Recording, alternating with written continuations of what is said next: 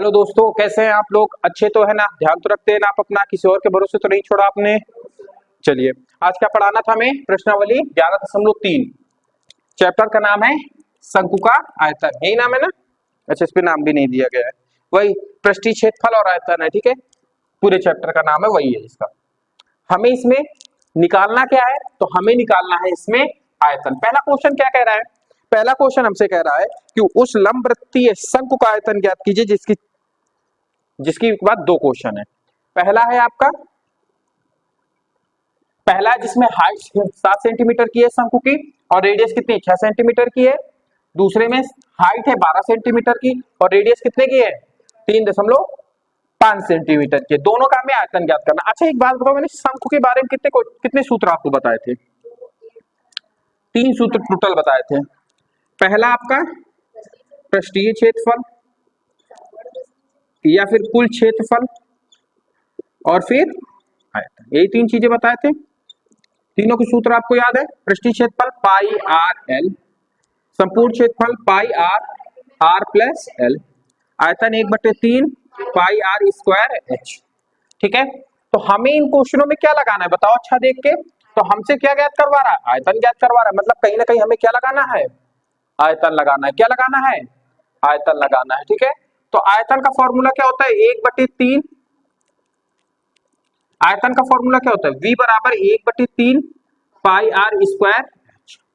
बस अब हमें कुछ इसमें करना नहीं है, सीधा सीधा पाई की वैल्यू, आर की वैल्यू और हाइट की वैल्यू रख देना है, सॉल्व कर लेना है, आंसर आ जाएगा। जैसे V बराबर 1/3, पाई की वैल्यू क्या होती है 22/7, आर की वैल्यू क्या होती है, रेडियस हमें दी गई है, हाइट कितना दिया गया है 7। अब इसको बस सॉल्व करना है, करो जरा सा। 7 से 7 चला जाएगा, 3 एक कम 3, 3 दूनी 6, 22 दूनी 44 इंटू 6। तो वैल्यूम हमारा यहाँ पे कितना आ गया? 6 चौक 24 की 4 हाथ में आया 2, 6 चौक 24 1 25 1 26, तो 264 सेंटीमीटर क्यूब। स्क्वायर नहीं, स्क्वायर हम क्या कोई आयत निकालना है इसका? क्षेत्रफल निकालना है? नहीं, क्या निकालना है? आयतन। आयतन क्या होता है? आयतन का मात्रक होता है क्यूब। जैसे आयतन आपको नहीं याद रहता कि इसका मात्रक क्या है, तो आपको ये पता होना चाहिए कि क्षेत्रफल क्या होता है? लंबाई गुणे चौड़ाई। नॉर्मल अगर आकृति की बात करें, जैसे आयतन की उसकी आयत की बात करें तो उसका क्षेत्रफल क्या होता है? लंबाई गुणे चौड़ाई। मतलब लंबाई का 1 मीटर ले लो, चौड़ाई का 1 मीटर ले लो, तो मीटर मीटर मीटर स्क्वायर हो जाता है। उसी तरीके से आयतन क्या होता है? लंबाई गुणे चौड़ाई गुणे ऊंचाई। तो 3, लंबाई का भी मीटर, चौड़ाई का भी मीटर, ऊंचाई का भी मीटर, तो मीटर क्यूब। तो उससे याद रखना है, ठीक है, कंफ्यूज नहीं होना है। अब बात करते हैं क्वेश्चन नंबर दूसरे की। पहले में ही दो क्वेश्चन है जिसमें से दूसरे की बात करते हैं। क्या कह रहा है? हाइट 12 सेंटीमीटर की है, रेडियस 0.5 सेंटीमीटर की है। इसका भी हमें क्या ज्ञात करना है?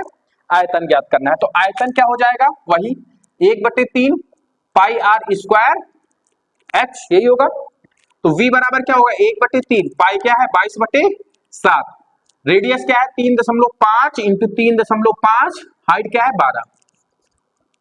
देखो कुछ कट रहा है, 3 एक कम 3, 3 चौको 12, 7 एक कम 7, 7 पना 35, 0.5। दशमलव का कॉन्सेप्ट आना जरूरी है। क्या आप लोग पढ़ के आए हैं दशमलव कॉन्सेप्ट? क्लास खत्म होने के बाद आपका टेस्ट लिया जाएगा दशमलव, ठीक है, ऑफलाइन बच्चों का।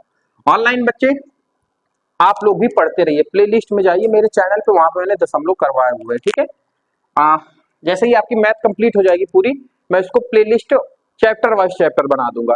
पहले चैप्टर में या सेकंड में, थर्ड में, जो जो है अभी एक ही प्लेलिस्ट में पड़े हुए हैं सारे, तो इनको मैं क्या कर दूंगा? चैप्टर वाइज चैप्टर बांट दूंगा, तो आपको दिक्कत नहीं होगी। चलो फिलहाल इसमें कॉन्सेंट्रेट करते हैं। तो क्या बचा हमारे पास? ऊपर बचा है हमारे पास 22, 0.5, 3.5 और 4। गुणा कराओ जरा सा। 22 पंचे कितना हो जाए? 5 दूनी 10, 5 दूनी 10 1 11, एक अंक के बाद दशमलव मतलब 11 आ जाएगा, ठीक है। 35 चौको 35 दूना 70, 35 चौको 114, कितना होता है? 114, एक अंक के बाद दशमलव, तो कितना बचा? 11 इंटू 14, ठीक है।